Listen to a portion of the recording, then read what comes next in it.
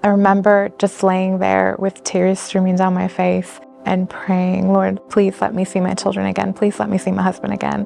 He said, we're going to have to bring you in the morning. You've got 100% blockage on your main artery. And then she began to have tremors. Then we realized, okay, we've got something else going on.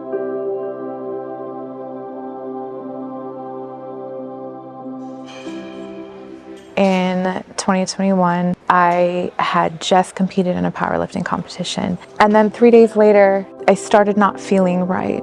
My right leg was hurting pretty badly. So I went to the hospital, found out that I had a blood clot in my lung. I remember just laying there with tears streaming down my face and praying, Lord, please let me see my children again. Please let me see my husband again. It all started with a little bit of pressure in my chest. I didn't think a lot about it. And then I was out at the ranch and felt it a little bit then. So I came in town and my son works for me, Ryan, and I talked to him and he said, Dad, you need to get checked out. So they put me under, had the angiogram. When I woke up, Rudy was standing there. Rudy had died.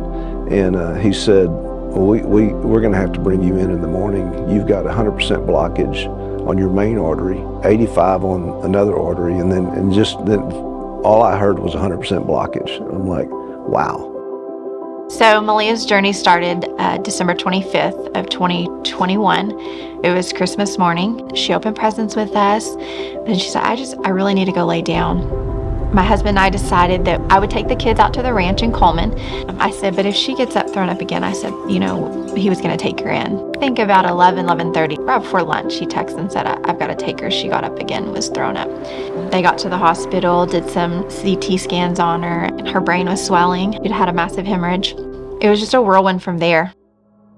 About 7 months after her second brain surgery, she'd begun to develop a couple new symptoms that we hadn't had at all. And then she began to have tremors, external tremors, but also an internal feeling of shakiness.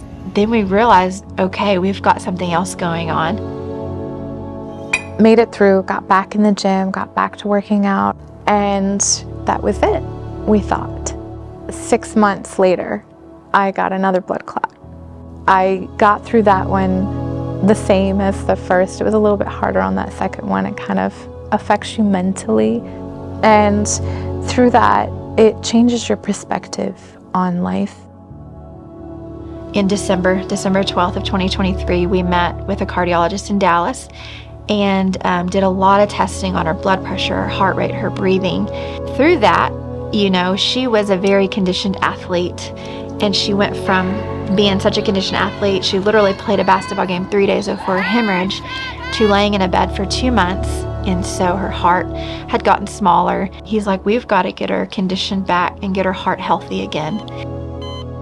I wake up, talk to the nurses and obviously the doctor, and they said, we want to get you up and moving. If we can get you to walk a couple times, that'd be great. And I ended up walking 4 or 5 times that day, and then they were calling me the steel man. I was just walking all the time around there. It has affected me in a lot of ways. I'll occasionally have to wear a little heart monitor for a couple days so my cardiologist knows what's going on and can kind of see what my heart's doing.